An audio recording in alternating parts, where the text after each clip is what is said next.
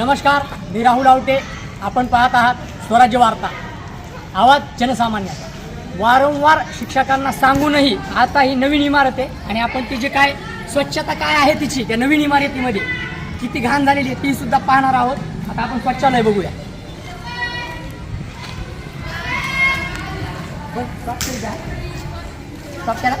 हे स्वच्छालय हे इकडं बघा, घाण त्याच्यात वेगळं.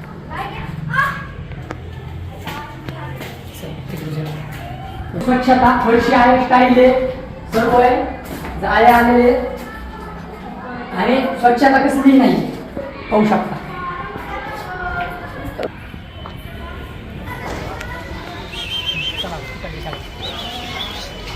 आज भारत मिशन आष्टी जिल्हा परिषद मध्ये आलेलो आहे. फेसबुकला तुमच्या कमेंट्स पाहिल्या, तुमचा प्रामाणिकपणा पाहिला, तुम्ही किती विद्यार्थ्यांबद्दल काम करताय, किती त्यांना योग्य शिक्षण देताय, पोषण आहार देताय, शालेय साहित्य असेल, पुस्तक असतील, गणवेश असतील, हे किती चांगल्या दर्जाचं देताय हे कळालं. आज नवीन इमारत आहे, नवीन इमारत, तर आमच्या शिक्षकाला तिला स्वच्छता करायला वेळ नाही, पाहू शकता. आणि खाली पण आपण पाहणार आहोत, इकडं पण पहा, नवीन इमारत आहे आणि कसलीही स्वच्छता नाहीये. विद्यार्थ्यांच्या भविष्याशी, त्यांच्या आरोग्याशी खेळ चालू आहे.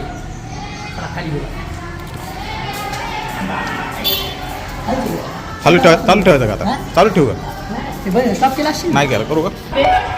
2 मजली इमारत आहे आणि वरती बघू शकता आपण सर्व पाणी जमा होतं, काही जागेवर गळतेच सुद्धा हवा. आपण बघूया, आपण लॉक लावलेले.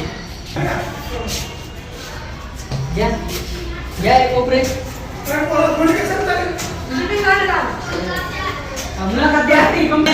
सगळं घाण झालेली आहे.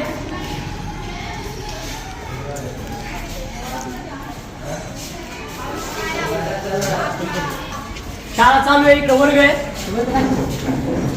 आणि ही स्वच्छता आहे.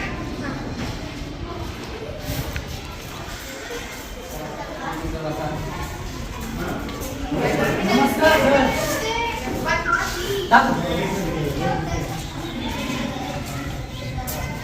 कॅमेरा चालू आहे. इथं स्वच्छता नाहीये. आज सगळ्या गोष्टी इथं जसं तशी घाण, जे मटेरियल काम झालेलं आहे, काम पण गुत्तेदार आणि निकृष्ट दर्जाचं केलेलं आहे आणि काम अपूर्ण आहे. इमारत झालेली आहे, लाईट फिटिंग नाही आहे, पुढचं काहीच आज बांधकाम होऊन तिचा वापर नाही आहे, पडीत आहे खर्च करून. आणि हे वारंवार मुख्याध्यापक असतील यांना सांगूनही स्वच्छता नाही आहे, काही नाही आहे. आज बघू शकता आलेली शाळा, आष्टी ग्रामपंचायती तिच्याकडे लक्ष देणं, वारंवार तिला पाडण्याचे आदेश आलेले, पण ग्रामपंचायतीकडे बजेट नसल्यामुळं ते झालेलं आहे. आज त्याला खिडक्या नसल्यामुळं विद्यार्थी तिकडे जातात खेळण्यासाठी, पण एखादं जर समजा त्याच्यामध्ये जीवितहानी जर विद्यार्थ्याला झाली तर याची जबाबदार कोण, मुख्याध्यापक का ग्रामपंचायत, हा सर्वात मोठा प्रश्न आहे. आणि वारंवार शिक्षकांना सांगूनही, सूचना देऊनही जर त्या बदलत नसतील, शिक्षकांनी स्वच्छ राहण्याचं विद्यार्थ्याला शिकवतात, खरं बोलण्याचं शिकवतात, मग आज वस्तुस्थिती ह्या शाळेमध्ये कोणी शिक्षकच खरं बोलना. हां, शिक्षक आज प्रशासनाचे जे भाडं आहे, भाडं निवासी राहण्याचं, ते भाडं उचलतात, पण एकही शिक्षक आज राहत नाही. मग तुम्ही खोटं का बोलता? तुम्ही विद्यार्थ्याला काय घडवणार, काय सांगणार? तुम्ही जर तुमच्या 5-10 हजार रुपयाच्या त्या भाड्यासाठी जर तुम्ही प्रशासनाला फसवताय, खोटं बोलताय, मग त्या विद्यार्थ्याला काय सांगणार तुम्ही? आणि पोषण आहार असन त्याचा दर्जा बघितला पाहिजे, मुख्याध्यापकाने ती खिचडी खाल्ली पाहिजे, विद्यार्थ्याला कशा पद्धतीने देताय, स्टेशनरी असन, गणवेश असन, आज शासन जे सुविधा या विद्यार्थ्यांसाठी उपलब्ध करतं त्या खरंच त्या दर्जाच्या येत आहेत का हे पण पाहिलं पाहिजे. आज शिक्षणाच्या नावाने 3-13 झालेले मराठी शाळा बंद पडत आहेत, याला कारण फक्त शिक्षकच आहे. आणि शिक्षक सांगतात आमच्यावर वरच्या जबाबदाऱ्या आल्या, हे आल्या, इकडचं आलं, तिकडं पाहावं लागतं. अरे पण तुमचं ग्राउंड लेवलला काम कमजोर झालं म्हणून तुमच्यावर प्रशासन त्या जबाबदाऱ्या देतं असं मला वाटतं. जर तुम्ही गुणवत्ता जर समजा त्या जिल्हा परिषदच्या विद्यार्थ्याला दिली, आहेत शाळा, काही ग्रामीण भागातल्या शाळा आहेत, पण आमच्या ह्या शाळेमध्येच गुणवत्ता ढासळत चाललेली.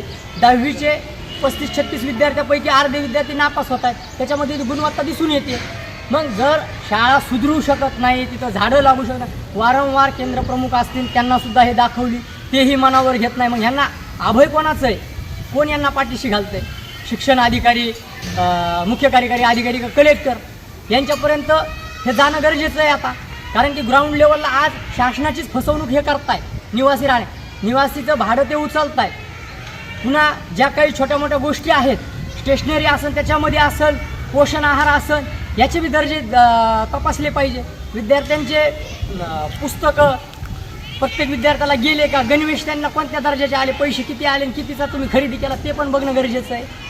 एकदम लो क्वालिटीचे जर तुम्ही त्यांना गणवेश देत असताल तर ते पण चुकीचं आहे. छोट्या छोट्या गोष्टी आहेत. नक्कीच आता शिक्षण अधिकारी संगीता मॅडम भागवत त्यांना पण निवेदन द्यायचं. आणि त्यांचा पण खूप मोठा भ्रष्टाचार आहे. दैठण्यामध्ये एका शिक्षकाने अमानुषपणे मारहाण केली. विद्यार्थ्यांसाठी फिल्टरचा प्लॅन्ट आहे, फक्त व्यवस्थेअभावी हा पडू नये. बघू शकता टाकी आहे, ड्रम आहे, सगळं आहे. सगळ्या गोष्टी असताना फक्त मुलांना फिल्टरचं पाणी देत आहेत, पण बाहेरून आणून देत आहेत. पण प्रशासनाने जे फिल्टर दिलेलं आहे, उर्दू शाळा आहे, विद्यार्थी आजच कम्प्युटरचं आजच त्यांना म्हणजे आम्ही तिकडं व्हिजिट करताना त्यांना आज शिकवायला चालू केलं. म्हणजे खऱ्या अर्थाने त्यांना कम्प्युटर काय आहे, CPU कशाला म्हणतात, मॉनिटर कशाला म्हणतात, कीबोर्ड कशाला म्हणतात, माऊस कशाला म्हणतात, हे कोणतंच प्रॉपर नॉलेज नाही आहे मुलांना. मग जर शासन यांना योजना देतं आहे, मग शिक्षक का काटकसर करतात? त्याच्यात काय त्यांना बिल येणार नाही किंवा मेंटेनन्स काही पैसे खर्चायचे नाही आहे. धूळ खात ते कम्प्युटर बसलेले होते, आज ते ओपन करण्यात आलेले आहे. ही वस्तुस्थिती आहे. आणि बाहेरचे जे शिक्षक काही बोलत आहेत की शिक्षक असा आहे, ही जबाबदारी आहे. अरे ज्या गोष्टी आहेत त्या तर तुम्ही द्या, त्या का देत नाहीत तुम्ही?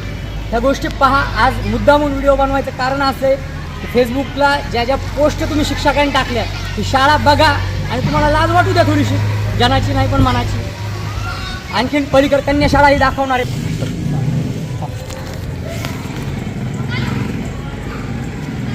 आता हे अंगणवाड्या आहेत, अंगणवाड्या. आता इथं चिखल आहे, लहान लहान मुलं येतात. हे अंगणवाडीच्या दारामध्ये ही अंगणवाडी आहे, ही एक अंगणवाडी आहे.